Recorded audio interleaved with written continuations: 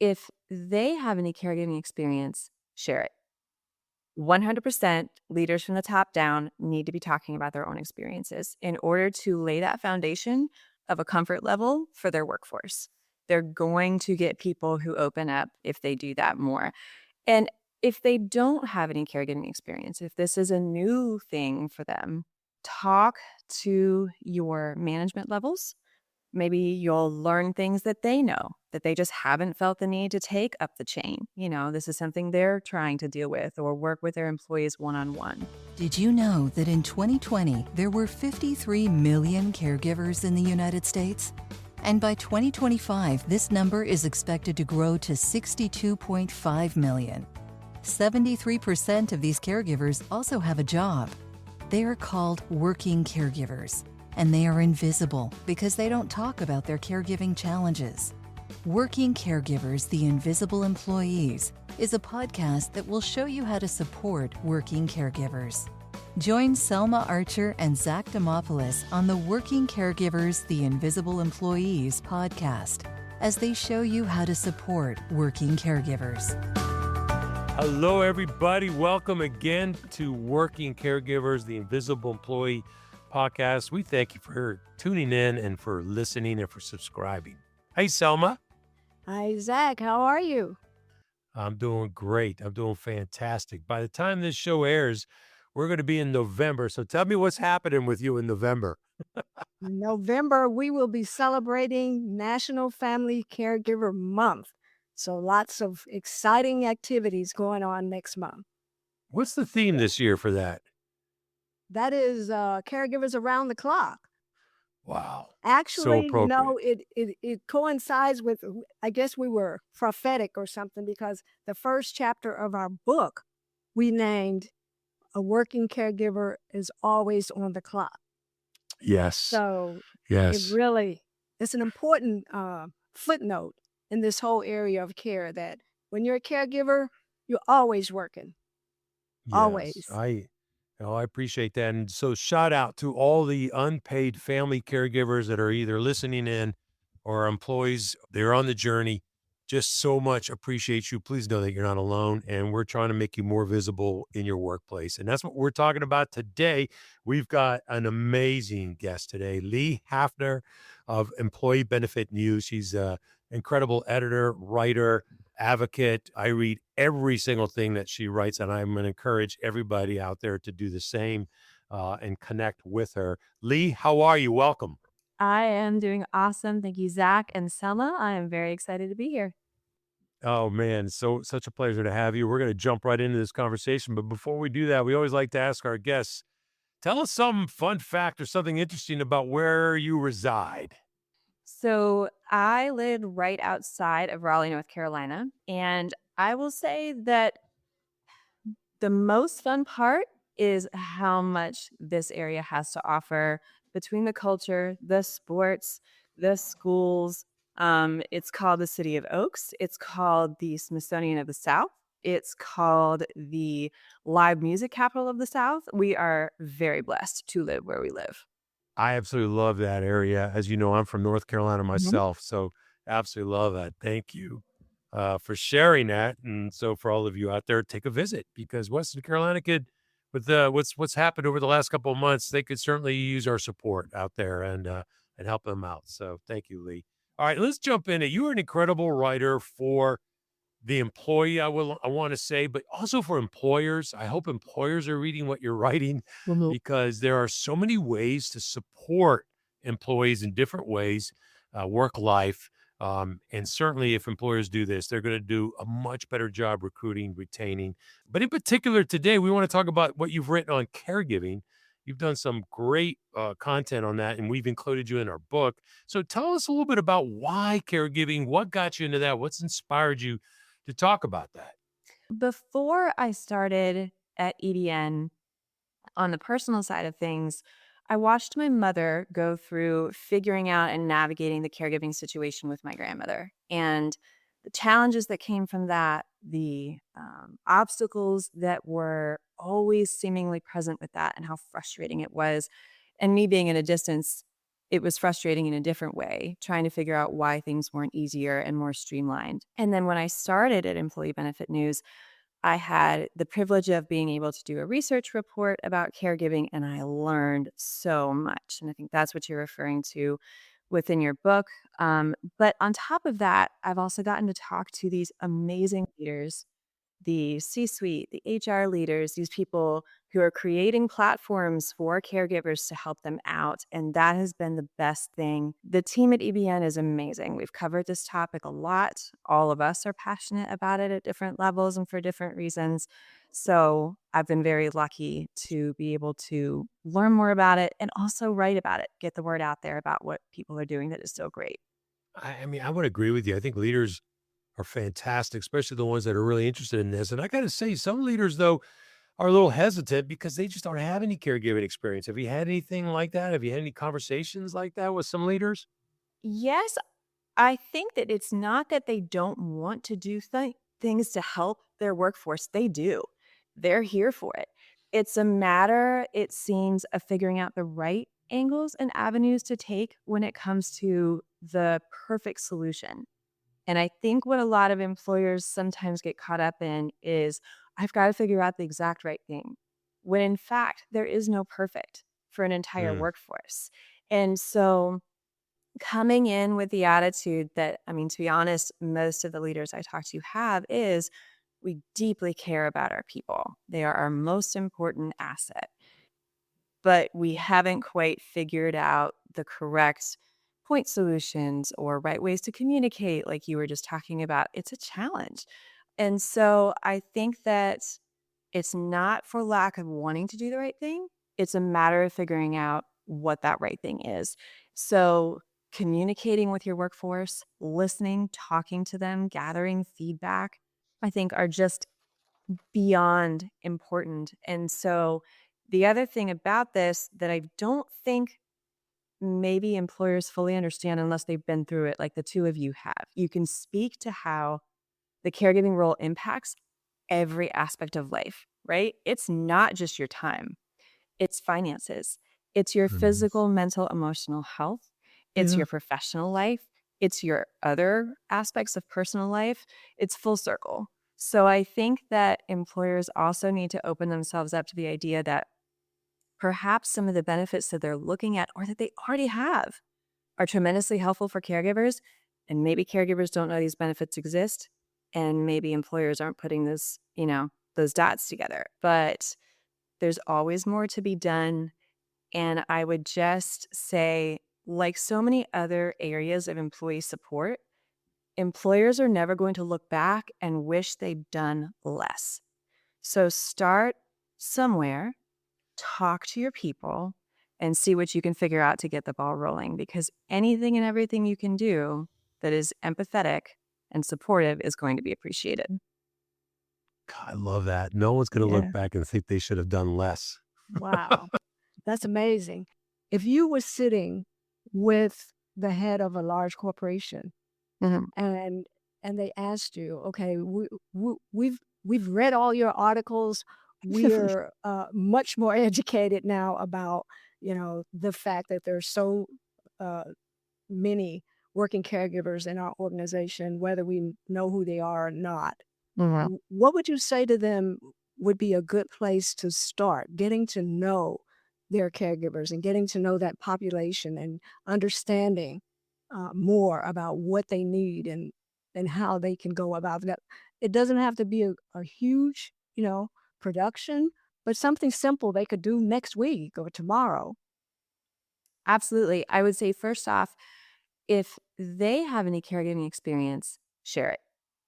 100% leaders from the top down need to be talking about their own experiences in order to lay that foundation of a comfort level for their workforce. They're going to get people who open up if they do that more. And if Yeah. they don't have any caregiving experience, if this is a new thing for them, I would simply say, talk to your management levels. Maybe you'll learn things that they know that they just haven't felt the need to take up the chain. This is something they're trying to deal with or work with their employees one on one. Surveys are a really popular way for employers to find out and get a good pulse, a good read of what their employees are going through, what they need. Work with caregivers within the organization, outside of the organization, to see what questions need to be asked in order to get the responses that you need to actually make a change and make positive impacts. Um, and I would just say, you know, being a part of the groups within your organization, if there are, let's say there's a group of working parents, and you've got an employee resource group, for example, for working parents. Well, that's a Hmm. tremendous caregiving resource right there. Go sit in on their meetings, learn what Mm, they're talking about. There's so many little ways to find out more, I think, about your population. And again, going back to one of the chapters in your book that is my favorite one, it's this leading with empathy idea. Go put yourself out there. It's not just about having an open door policy, it's about going to the doors of your employees too. It works both ways. So they're mm, not going to come to you if they don't trust you, whatever level Mm. of leadership you may be. So establish that trust and then start asking them, hey, how was your weekend? How was your week? Do you have plans Mhm. with the family? And you'll be shocked, I think, at what you learn when someone says, well, I went to visit my mom. She's not doing so great, and okay, there's your conversation starter right there. Let's maybe learn a little bit more about this and what kind of support do you need? How can we make this easier for you? It's it's Yeah, organic, that's I think, in a lot of ways if employers just put themselves out there and show that they genuinely care. and doing that. What do you think about using tools like surveys, sending out surveys for employees to respond anonymously? What do you think about those kinds of tools? I don't think you can have too much communication and too many forms of communication. So, where I might not feel comfortable as an employee speaking directly to my manager, I may feel comfortable anonymously responding to a survey question that says, are you a caregiver and how many hours a week do you devote to this? So, one of the recent statistics that's popped up is in 2020, I think the average caregiving hours spent per week was 9. They're now, as of last year, around 26. They've almost tripled. So, Mhm. that being said, it's about approaching your workforce and meeting them where they are. So, talking to them, sending out those surveys. Maybe you, as an employer, host a webinar for caregivers and you see who shows up, and then you get an idea, is this something that our employees are interested in? Is this something that they need? But there are lots of different ways to get a read, I think, and so the more the merrier. This is not "Oh, we offer these resources, we talk about them once a year. I hope you remember that they exist." This is a all year long conversation, that should Yeah. happen just because, again, I always go back to if an employer shows they care, they will find out more about their people, and then they could find out what they need. You may not have an opinion on this, Lee, but some companies and HR department, they're hesitant to try to get employees to self-identify. They feel like that might be prying into their personal lives, which it could. But do you have any suggestions as to how to an organization could go about doing it? Besides it being anonymous, still, how do you ask those questions? You may or may not have an opinion on that. I don't it's not a professional opinion because I'm not in HR, but I would say that the organizations that I've had the pleasure of speaking with, for example, I just returned last month from our annual benefits at work conference in San Diego, and I was moderating a panel on this exact topic, putting caregiving in place in the workplace for amazing leaders sitting up on the stage talking about this from very different angles. But one of the things that I heard was establishing a very trusting, supportive environment in the workplace in general is how you get people to talk about what they need and talk about what they're going through. So it's Mhm. not going to work for everybody. You're never going to get 100% of your workforce opening up about their personal lives. Caregiving is a very personal experience. And the other part of that, I think, too, is a lot of people don't identify as caregivers, even though they are one, right? They don't put two and two together. They're just doing what they think they should do because they love their family. So that being said, I think that if you get a read that a portion of your workforce needs this, there are benefits that employers put into place that may affect a smaller population within your workforce, but they're so impactful. And the other thing is, all caregivers can benefit from certain things like flexibility. And there are other benefits and just policies that people can put in place that are going to be unbelievably helpful to the caregiver on their regular day-to-day basis. So if you're putting things like that into place for the whole of your organization anyway, then still do those gentle questions, put out those surveys, have managers check in before the Monday morning meeting. Hey, how is everybody doing? If they notice that somebody is especially tired, seems to be down, going through a really rough time, then if they feel comfortable, ask them a little bit more. No, really, how are you doing? And do it one-on-one. Single out your employees as a leader if you can do that. And again, there's all management levels are capable of this, and coworkers, support each other. There's so many ways to get the support that you can benefit from within the workplace. There's just so many levels. So I could talk about this for a lot longer. I'll stop here. This is amazing. It's so relevant because earlier Selma and I interviewed a major leader in HR, and we asked her how many years, Selma. She was with them for 10 years. 10 years, and we just Yes. simply asked her, "Why have you stayed there?" And she said it was because of her team members. Yeah. It was because of the people that she works with. Mhm. So your point's well taken, Lee, that, reach out to your peers too. I mean, they're there for you too. If you're not comfortable speaking to a manager, talk to somebody, right? Yeah. Yeah. I gotta ask you, and you may not give away your secret here, but you were at this great panel, and I imagine you've Mhm. got an article in the future coming. Can you give us a teaser of something you picked up that in that session that you're really excited about that maybe you might write about? I've had, such an awesome experience over since starting at EBN. I'd actually spoken to most of these people previously. We've done articles, we've had great discussions, and I just can't say enough about the the whole group that was at that conference this year. It was just unbelievably awesome. But that being said, I will just say, and I think as another point for employers, there are so many solutions available now that they're probably not even aware of when it comes to the platforms available for caregivers. Caregiving affects pretty much everyone, and in a couple of your previous episodes, that's been so, so clear, and it's only going to grow. That, 73% of employees are also caregivers at this point.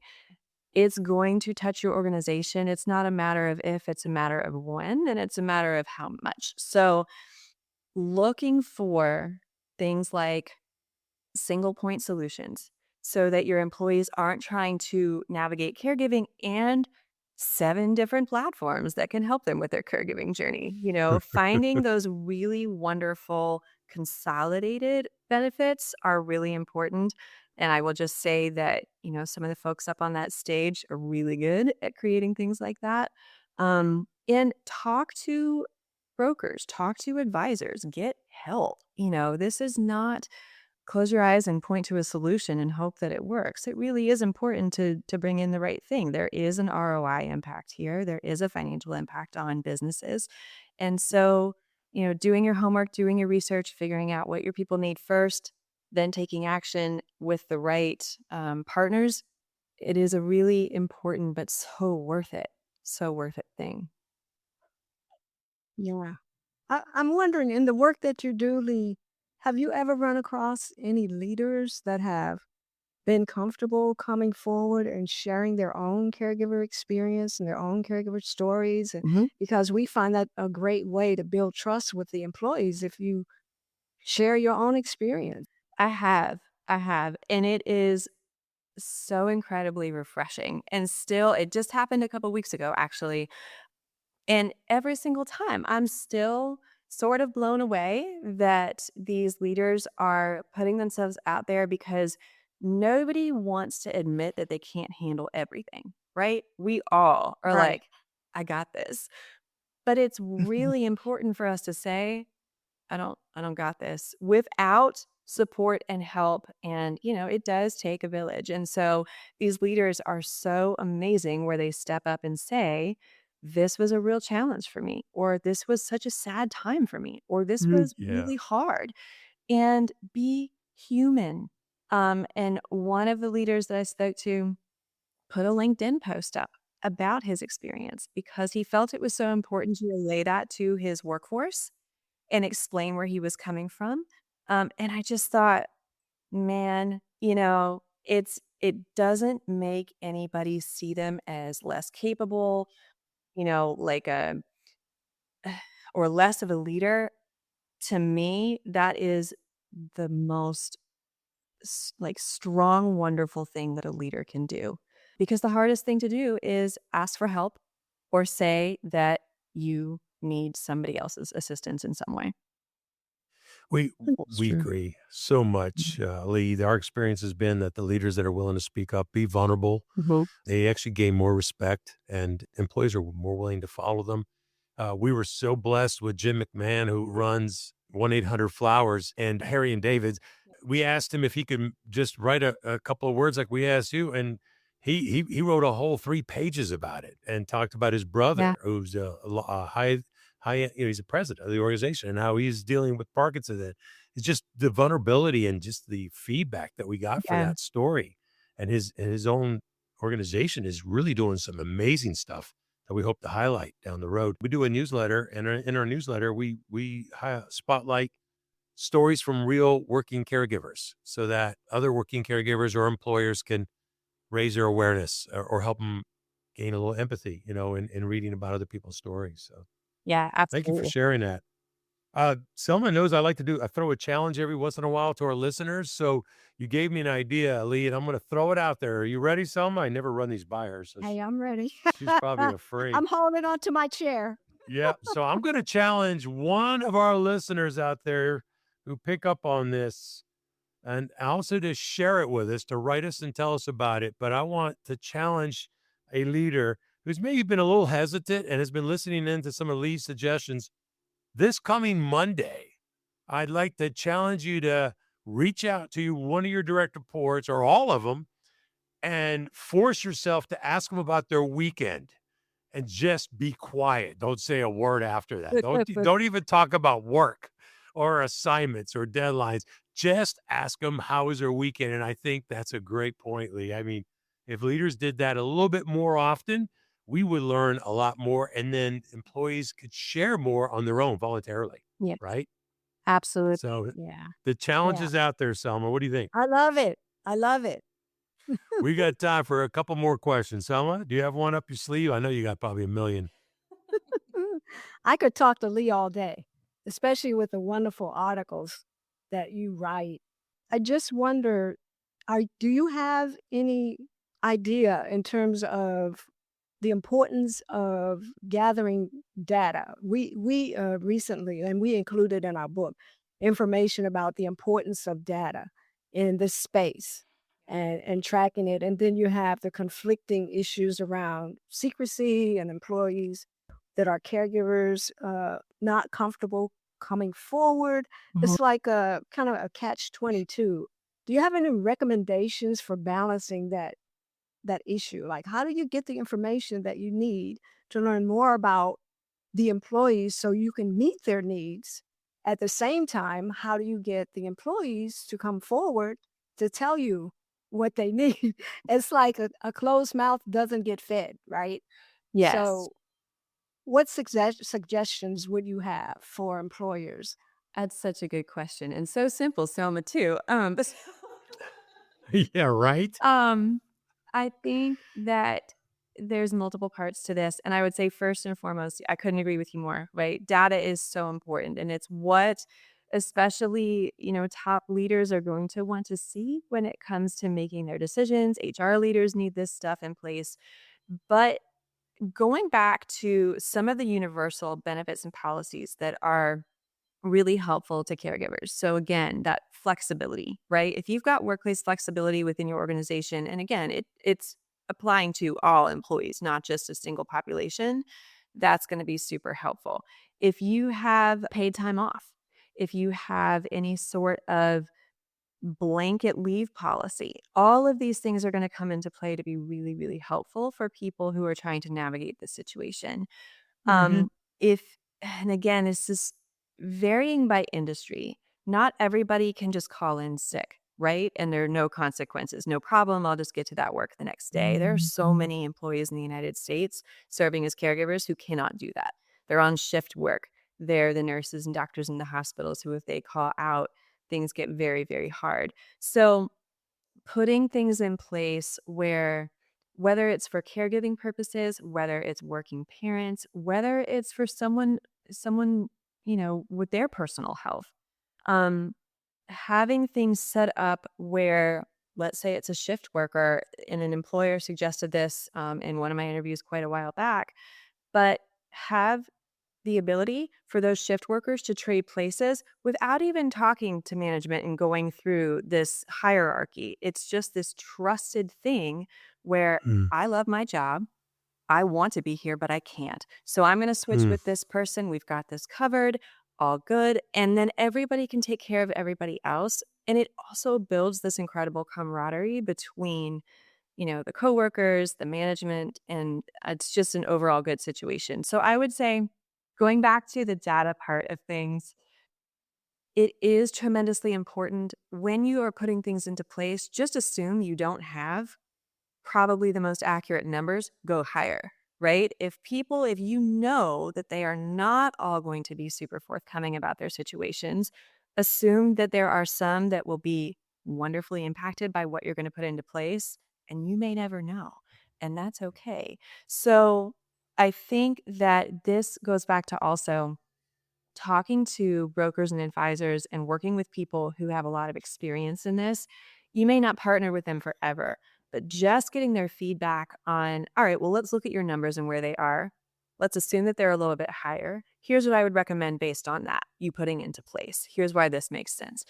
And, we spoke about it a few minutes ago, but the level of loyalty, the retention levels, the productivity levels, the engagement levels, all of these HR terms are going to fall into place even if your data isn't 100% accurate, because the people that this impacts are going to be better employees all around because you're giving them the resources that they need to be present at work. You're giving them things to save them time. You're giving them things to show that you care. And those are the greatest gifts, I think, outside of compensation and for some people, greater than, that you could possibly give an employee. wow. Yeah. Yeah. I'd like to finish up. Selma and I make a point to make sure that this isn't just all about the employer, right? Mhm. It's not the employee's burden alone. It's not society's burden alone. It's not the government's burden alone. Right. Policymakers, it's everybody's needs to be part of this village, however you want to call it. So I'd like to kind of shift on our last question here and hopefully it's a lot easier than Selma's. So Hey, she so handled it like a pro. she did. You knew she could answer that. That was Yes, I awesome. did. I'd like to finish up by focusing on the employee for a minute. You do a really great job with your articles. In fact, you just wrote one recently talking about some of the work that Catherine Bagby actually does as a physical therapist about self-care. And Mhm. I'm a big fan of saying that self-care is not what everybody thinks it is. It's more about rest and recovery. Yeah. And Mhm. she and you did a great job of highlighting that. So question for you is, Kate Washington in episode 3, and I hope, our listeners will go back and listen to that show. Kate Washington is a great author of the book called Already Toast, and she made a comment that I've never really heard it put this way. She goes, "There are 53 million caregivers. That means there's 53 million stories." And as you said earlier, Lee, not every 53 million are gonna come forward. We don't need all 53 million to come forward. Right. We do need the ones that need help, need support. Mhm. What would you suggest for caregivers that are working, that are not so visible, invisible, as someone I like to put it? Great. What Mhm. What are maybe some things that you can think of that can help empower them to become more visible in the workplace? I love that question. I think that, you know, as much as we talk about people maybe not wanting to come forward and sharing their stories, employees are in a very unique position in that they have a built-in community of support around them if it's the right environment within an organization.